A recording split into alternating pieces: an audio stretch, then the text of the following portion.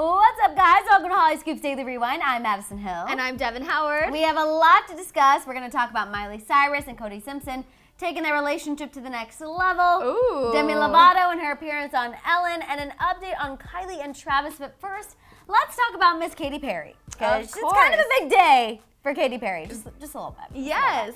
She revealed that she is pregnant in her new music video for Never Worn White. The song is all about her upcoming marriage to Orlando Bloom and wanting to get it right this time. And it is a good video. I think you said it best when she looks very, angelic. Mm-hmm. She looks ethereal. angelic. Yes, ethereal. She looks very beautiful. Mm-hmm. Yes, and of course, obviously, this is such an exciting time.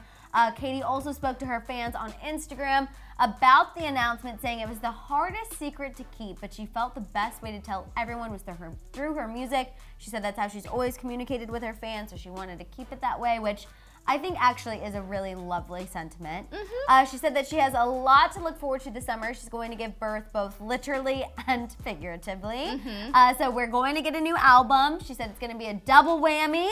Yay! So Katy Cats, this is going to be your summer. Your fave's having a baby? Yes. And an album? Wow, there's just a lot happening. Very exciting for the Katy Cats in there, so congratulations to all of you. Yes, Katy talked about her cravings as well during the Instagram Live. She was eating dried mangoes and told her fans that she's been grossed out by red meat, but she's been carrying Tabasco sauce in her purse and eating the same burrito for weeks on end. We loved that as well. We felt that was relatable, even though neither of us are pregnant, but hey, we all love a good burrito. And I eat the same burrito every week too, so.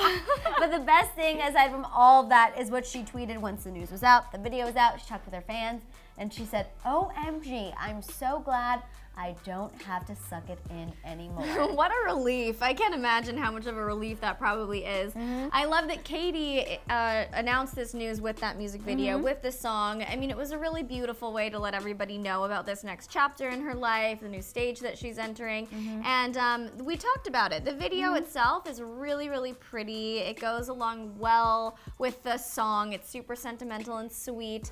I liked it, and I'm really happy for her. I'm not usually one to rush out and stream the latest Katy single, but today I did because pregnancy, right? Had to. Exactly. Yeah. I think it has to be such a great sense of relief now that it's out, to know that you can go in public and people aren't going to be like, "Oh my gosh, Katy looks bigger on that angle," or "What's happening?" Now the cat is literally out of the bag, and now she can just kind of keep going and living her life and just enjoying and celebrating this moment with her fans, which is fantastic. Yeah. But let's move on and talk about Demi Lovato. She appeared on Ellen, and she opened up about her relapse, overdose, and hospitalization, as well as her eating disorder. She revealed that the first time she got sober, she was 19, and she noted that wasn't even legal drinking age, which is very absolutely young. Crazy. She said at the time she got the help that she needed, and that her team, as well as herself, took on the approach of a one-size-fits-all solution, which was just sobriety. However, over time, Demi noted that she started to struggle more and more with her eating disorder. It didn't help that she was feeling controlled. And she talked about different aspects of this controlling, people checking her bank account to see what she was getting at Starbucks.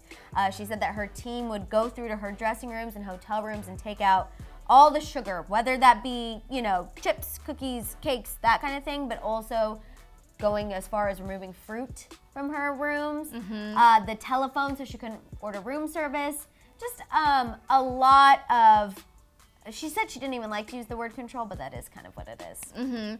It was very controlling, and I know when I first heard this news, I felt shocked that she went through that. It seems like that would not be a good environment to become comfortable with yourself and to be okay being sober. But somebody in the morning tea did point out in the chat, they said that sometimes when you go through the rehab process, they recommend removing all sugar because it is a bit addictive.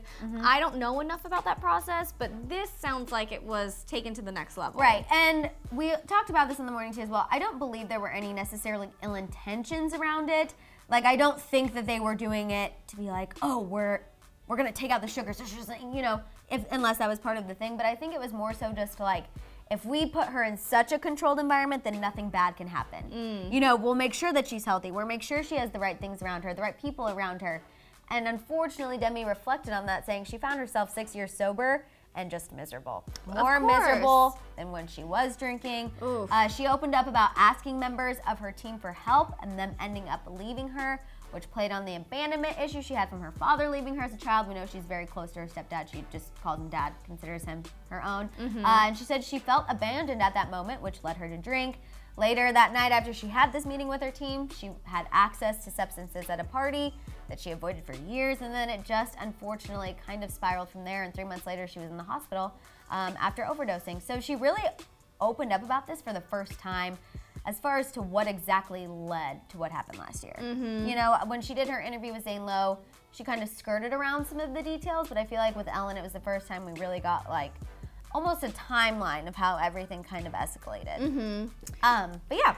Wow. Well, I'm glad to know that she seems to be out of that dark phase in her life. Hopefully she's able to, you know, enjoy food and eat freely, not worry about any of the restrictions that were placed on her or that she placed on herself, and also stay away from the substances that drove her to She not said be happy. that she is in such a good place now, and I want to say the interview was not all heavy, you guys. She talked about how she refound her faith. She talked about Scooter Braun, how she got a birthday cake this year. It was the first year she got a birthday cake with Scooter. Previously, her management would give her a watermelon cake, which we went deep into that on the morning, so you can go check that out. It's disappointing. Yes. She also, one of the best parts, Ellen brought up that the last time Demi was there, she played Would You Rather, and she always picked Rihanna. And so she's like, have you heard from Rihanna? What's going on? Demi's like, I haven't, but I mean, I want to make out with Rihanna. Oh my We gosh. actually have the clip for you guys. Take a look. I just want to make out, okay? I mean, we could do a song together too. Maybe we make out in the video. I don't know. We did have some fun moments. She also talked about her new, song and video she has coming out, I Love Me. So, well, yes, Demi really opened up about the heavier aspects and everything she's been through. There was some nice lighter moments as well. Yes, I know. It was good. It's good to see Demi looking and feeling good, Yes. releasing some upbeat music. I love it. Yeah, shout out to Demi. Okay, let's talk about Miley Cyrus and Cody Simpson.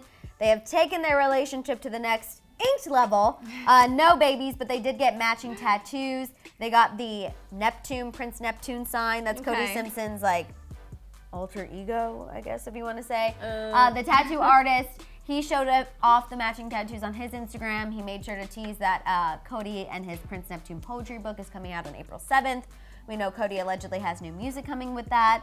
As far as Miley new music, No, it's quiet. It's crickets right now. where are we at? I know. Where are we at? I think you had a really good theory that, she'll probably let Cody have his moment, but that kind of sucks for us because then that means even longer. But hopefully, maybe something will come soon. Maybe she'll be tired of, always doing things with Cody, that she'll be like, I'm ready to break out and Yeah. release my own stuff. Maybe she'll give Cody 2 weeks of spotlight for his poetry book and whatever else is coming out. Yes, And then Prince right Neptune. after, we'll get her new album because that's what we really need. She's just going to overshadow Cody if she releases it now. Oh, fingers crossed. Okay, let's move on and talk about Kylie and Travis and the little update that we have with these two, because you guys, those rumors about them reconciling, they're just keeping on. We have a new report from E! News regarding where they're at on that exact road to reconciliation. What exit? Where are they? A source said, quote, that they are slowly, things seem to be leading back to a romantic relationship. Kylie is reportedly not making anything official, but all signs point to her and Travis being together. He's apparently over all the time, and she's very happy when he's around. Wow, shocking. I know. The insider went on to share that Kylie is not interested in seeing anyone else. She's happiest being with Travis and Stormi, and the source ended the insider info saying that Kylie and Travis are best friends and don't want to be with anyone but each other. Cool.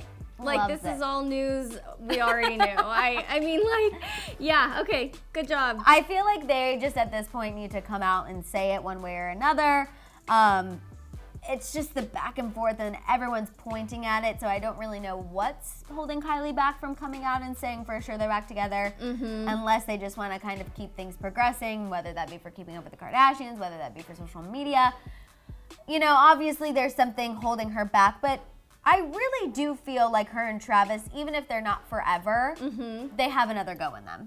I think so too, for sure. I mean, I don't need to repeat my theory on it. You all already know by now. I don't think they really ever broke up, but I think that these two have found a really cool groove that they're in. They seem happy with one another. They respect each other, love each other. There's no reason for them to not be together unless there's stuff that's been going on behind closed doors that we don't know about. Right. You know? So just announce it already, because Yes. everyone's chirping and you guys might as well confirm it. at I this know. point. But it's time to let us know what you're thinking. What was your reaction to Katy Perry's pregnancy announcement and her tweet about not having to suck it in anymore. I'm relieved for you, Katy. Also, what are your thoughts on Demi Lovato's Ellen appearance? Are you excited for her new single and music video that are coming tomorrow? Yes, and finally, what did you think about the latest with Miley and Cody and Kylie and Travis? You guys let it out down below. Don't forget to tune into the Morning Tea tomorrow for Shame on Friday, 8:30 a.m. Pacific Standard Time. In the meantime, you can shop the Hollyscoop store, subscribe, and click the notification bell. We'll see you next time. Bye, guys. Bye.